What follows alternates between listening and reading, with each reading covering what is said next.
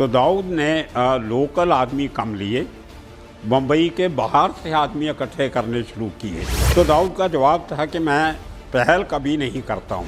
24 के 24 लोगों के पास हथियार। तो वरिंदर राय ने यूपी से बदमाशों की पूरी टीम हथियार लेके बम्बई में लेके आए और वो AK-47 जो थी वो उस समय छोटा राजन ने इस्तेमाल की थी हॉस्पिटल के अंदर पुलिस स्टेशन। ये पहली बार सुना होगा आपने। तो उसी तरह इसकी प्लानिंग भी दाऊद ने इस तरीके से की कि उसके बहुत देर बाद पिछले एपिसोड में हमने शुरुआत की थी उन बातों से जिनको लेके जे शूट आउट जैसे एक बहुत बड़े सनसनीखेज अंडरवर्ल्ड के कारनामे को अंजाम दिया गया। तो आज बात करेंगे कि उसकी तैयारी कैसे हुई।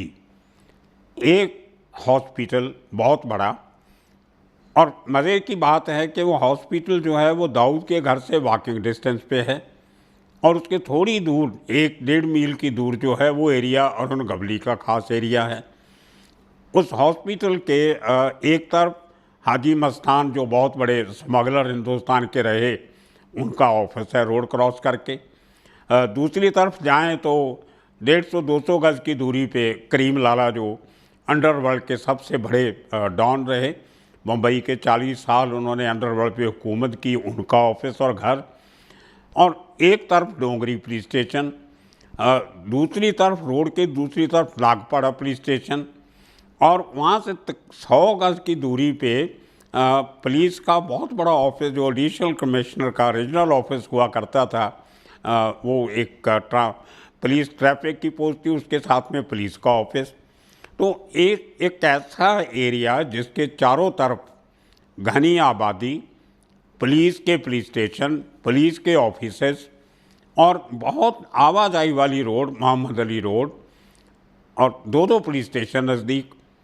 उस एरिया में इतना बड़ा ऑपरेशन करना कितना मुश्किल होगा ये आप अंदाज़ा लगाइए।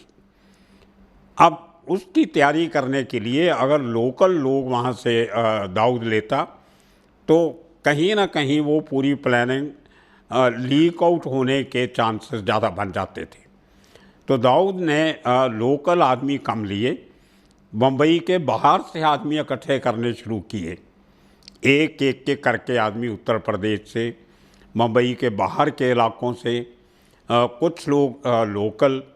और जब इतनी बड़ी आपको प्लानिंग करनी है तो आपको उतनी गाड़ियों का इंतज़ाम करना पड़ता है जो हमलावरों को लेके आएंगी। और मैंने एक बात आपको कही थी पिछले एपिसोड में कि 24 तारीख याद रखना।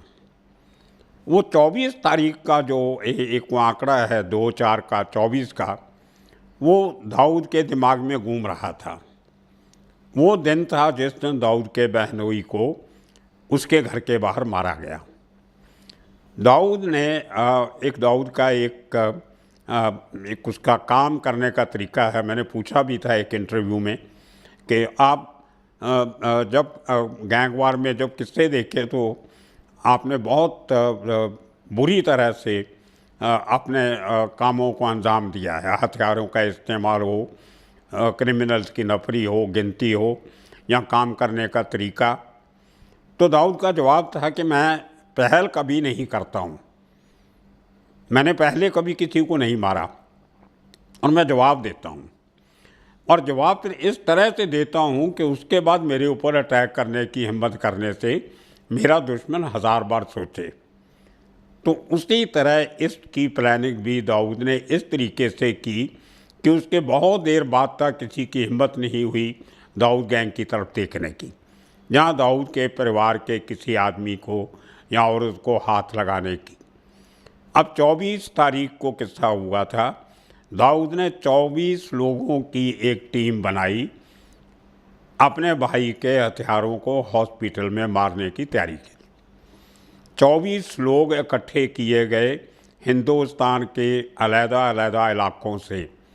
24 के 24 लोगों के पास हथियार, उनकी 3-3, 4-4 लोगों की टीम बनाई गई। एक टीम को कहाँ रखा गया, दूसरी टीम को दूसरी जगह रखा गया। एक टीम जे हॉस्पिटल के बिल्कुल साथ में लगती एक मुस्लिम मोहल्ला था जो उसमें एक फिरोज़ टकला करके एक आदमी था जो बाद में बॉम्ब ब्लास्ट में भी उसकी इन्वॉल्वमेंट रही, उसके घर पे उनको रखा गया। दूसरी टीम थी वो नागपाड़ा के गेस्ट हाउस में रखी गई, और जो बाहर से लोग आए थे यूपी से, जिनको मुंबई की गलियां नहीं पता, मुंबई के रास्ते नहीं पता, उनको वहाँ से काफ़ी मील दूर स्वर्ग में जाके एयरपोर्ट के पास एक इलाका है सांता क्रूज, वहाँ पे उनको एक BSCS के सरकारी गेस्ट हाउस में रखा गया।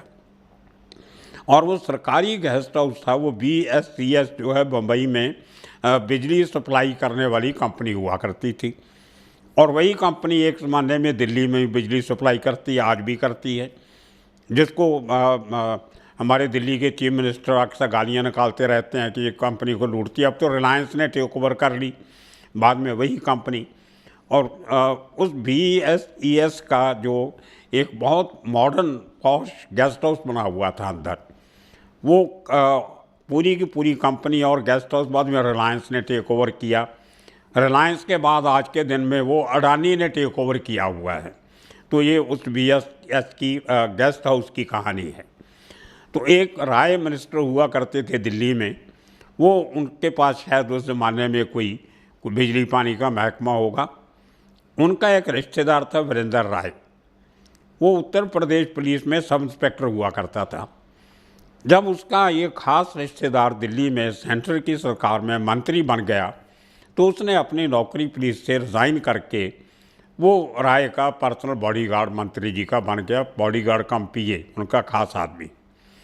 वीरेंद्र राय था वो D कंपनी के टच में था, और जब दाऊद को अपने बहनोई के खून का बदला लेने के लिए कुछ खतरनाक और पहुंच वाले बंदों की ज़रूरत पड़ी, तो पहला बंदा जो D कंपनी के दिमाग में आया वो वीरेंद्र राय था।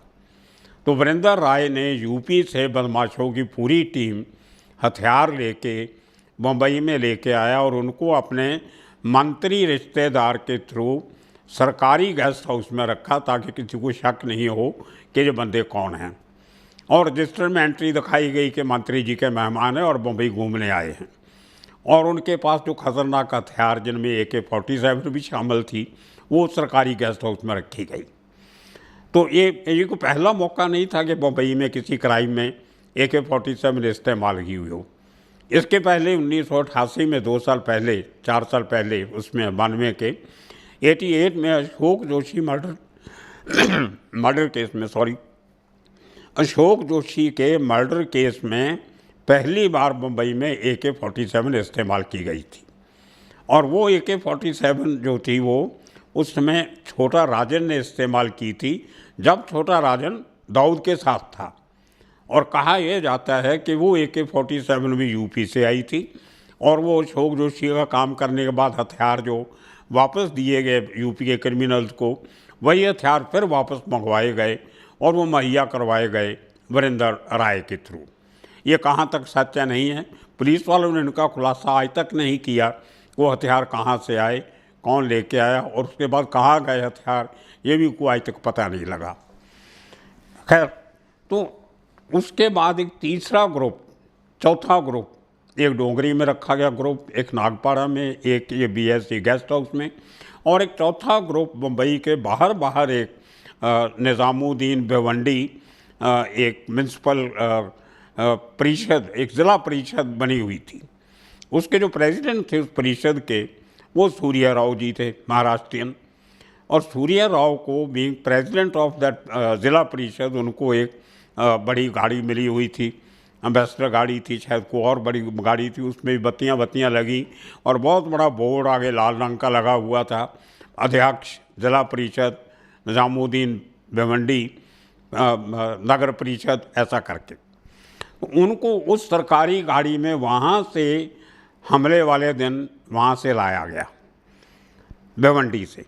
तो इतना बड़ी तैयारी की गई, और इस तैयारी को लगे तकरीबन आप अंदाज़ा लगा लो 24 जुलाई को 1992 को दाऊद के बहनोई को मारा जाता है, और 16 सितंबर को JJ हॉस्पिटल पे हमला किया जाता है। और ये 24 के 24 बंदे अलग अलग जगहों से लाके हॉस्पिटल के अंदर तक पहुंचाए गए, और उनको पहुंचाने के लिए और लोगों की टीम होगी जो उनको लेके कि ये रास्ते से अंदर जाना है। जे हॉस्पिटल जो है अपने आप में एक छोटे शहर जितना एरिया है, बहुत बड़ा हॉस्पिटल है, मतलब हज़ारों लोग वहाँ पे रोज़ जाते हैं। वहाँ पे मेडिकल कॉलेज भी है, उसके अंदर मॉर्चरी है, कॉरोनर्स कोर्ट है, आजकल तो पुलिस स्टेशन भी, उस इंसिडेंट के बाद वहाँ पे पुलिस स्टेशन भी खोल दिया गया, हॉस्पिटल के अंदर पुलिस स्टेशन, ये पहली बार सुना होगा आपने। तो इतनी बड़ी प्लानिंग के साथ जब आप कहीं जाते हो तो वो एक एक चीज़ की जो तहकीकात जो करनी पड़ती है वो पहले से करके रखी गई थी। और जैसे पहले फ्लोर पे जाने के लिए जो सीढ़ी है, जो पौड़ी जिसको हम बोलते हैं, उसके वहाँ पे एक जंगले वाला गेट लगा हुआ है, डबल जंगला लगा हुआ है, जिसमें आपका पूरा हाथ भी अंदर नहीं जा सकता, ऐसा जंगला है कि आप किसी कैदी को या किसी को हथियार नहीं दे सको, किसी को कुछ और चीज़ जो नहीं चाहिए वो दे सको। वहाँ 2 गनमैन बैठे हैं नीचे पुलिस वाले वेपन्स लेके। वो आपका, अगर आपके पास कोर्ट का ऑर्डर है अपने किसी रिश्तेदार को मिलने का, तो वो आपको नीचे से फ्रिस्किंग करके आपकी तलाशी लेके आपका माल मुद्दा जमा करके आपको ऊपर लेके जाते हैं फर्स्ट फ्लोर पे सीढ़ी से। और वहाँ पे फर्स्ट फ्लोर पे जो लंबा वार्ड है उसके बाहर भी उसी किस्म का गेट है, डबल गेट, एक अंदर गेट एक बाहर गेट। और अंदर जितने कैदी हैं वो सबको जहाँ तो उनके हाथ में हथकड़ी लगा के बेड के साथ बांधा हुआ है, जहाँ उनके पाँव में हथकड़ी लगा, बेड़ी लगा के उसको बेड के साथ बांधा हुआ है, वो भाग नहीं सके। 4 ऑफिसर ऊपर पुलिस वाले ऊपर उस गेट पे बैठते थे और ले दे के हर मूवमेंट पे वहाँ पे कोई 12 से 14 पुलिस वाले मौजूद रहते थे उस वार्ड के बाहर, क्योंकि वार्ड भी बड़ा था। और डिपेंडिंग ऑन किस किस्म के क्रिमिनल उस वार्ड में एडमिटेड हैं, उनको लेके जो सुरक्षा है वो और भी बढ़ाई कम की जाती थी। अब ये तो बहुत सेंसेशनल केस था, इसके लिए स्पेशल जो पुलिस वाले हथियारबंद रखे गए थे वो बंदूक लेके खड़े रहते थे हमेशा इनके पास। और इसलिए वो जो इतने हथियार दे के भेजे गए थे कि इतनी अंधाधुंध गोलियां चलाना कि सामने आने की किसी की हिम्मत नहीं हो, इसके पहले कि वो लोग रिटेलिएट करें आपने उनको मार देना है, भले कोई भी सामने आए, देखना नहीं। और ऐसे ही हुआ जब जो 24 में लोगों में से जो मेन शूटर थे, जिनके पास AK-47 थी, माउजर थे, सोफिस्टिकेटेड ऑटोमेटिक वेपन थी, उनमें ब्रजेश सिंह बहुत खतरनाक क्रिमिनल था, बच्ची सिंह और सुभाष सिंह ठाकुर। सुभाष सिंह ठाकुर का किस्सा मैं आपको बाद में एक और किसी सिलसिले में भी सुनाऊंगा। सुभाष सिंह ठाकुर बम्बई के अंडरवर्ल्ड का जो टॉप के 10 जो 10 शार्प शूटर गिने जाते थे, उनमें सुभाष सिंह ठाकुर जो है वो एक गिना जाता था। दूसरा सौतिया, मंगेकर, तीसरे, चौथे, वो लंबी चौड़ी लिस्ट है, वो 10 शूटर की बात फिर कभी करेंगे। तो सबसे खतरनाक डेयरिंग जो शूटर थे उस ज़माने के, उनको हायर किया गया था। आज के दिन में भी सुभाष सिंह ठाकुर जो है वो यूपी की एक जेल में और किसी केस में सज़ा भुगत रहा है, उस केस में भी उसको सज़ा हुई थी। खैर 500 के करीब गोलियां चली और उसमें ये चारों लोगों को गोलियां लगी, जिनमें से 2 मर गए, 2 बच गए। जो सुरेश हल्दनकर जो मेन आदमी था वो मर गया, एक दूसरा उसका साथी मरा, एक पुलिस वाला मरा, 2 नर्स इंजर्ड हुई, 4 पुलिस वाले इंजर्ड हुए। और ये अपना देख के कि अब इनके बचने का किसी का कोई साधन नहीं है, इसके पहले के डोंगरी पुलिस स्टेशन जो वहाँ से 2 फरलांग की दूरी पे था, या नागपड़ा पुलिस स्टेशन जो वहाँ से 2 फरलांग की दूरी पे है, इसके पहले कि वहाँ की पुलिस फोर्स आके उस एरिए को घेरा डाल सकती, उसके पहले 24 के 24 लोग फरार भी हो गए। और वहाँ से उनको कैसे कैसे बाहर ले जाके निकाला गया, कितनी गाड़ियाँ अरेंजमेंट की होंगी। एक टैक्सी में 4 से ज़्यादा लोग बैठ नहीं सकते, एक गाड़ी में 5 से ज़्यादा लोग बैठ नहीं सकते। उनको फिर उसी तरह जैसे लाया गया था उसी तरह वापस उनको उनकी सेफ जगह पे भेजा गया और वो अपना काम करके वो आदमी गए। और जिस आदमी ने दाऊद के बहनोई को गोली मारी थी हल्दनकर ने, उसको सबसे ज़्यादा गोलियां लगी हुई और उसको ख़त्म करके जो लोग गए। ये जे हॉस्पिटल का सबसे बड़ा जो कांड था उसको इस तरह अंजाम दिया गया। और उसमें जब उसका केस टाडा के पीछे चला तो रोहिणी सैलियन जो थी सरकारी वकील, उसने ये केस बहुत तरीके से लड़ा और तकरीबन 8 लोगों को सज़ा हुई, जिनमें सुभाष सिंह ठाकुर, ब्रजेश सिंह और बच्ची सिंह। इनको एक क्रिक्का पट्टी करके एक आदमी था जो सरकारी गवाह बना, तो इन सबको सज़ा हुई। और मज़ेदार बात है कि वो पुलिस वाला एक जो बच गया था, उसने जिसने सबको देखा था कि मैंने जो गोलियां चला रहे थे आगे वाले 3-4 आदमी, वो आदमी अपनी गवाही से मुकर गया कि मैं किसी को पहचानता ही नहीं। और उसके ऊपर कोर्ट ने स्टिकर पास किए थे कि ये पुलिस वाला जो है ये पैसे लेके गैंग के साथ मिल के आए, इसके ऊपर कार्रवाई होनी चाहिए।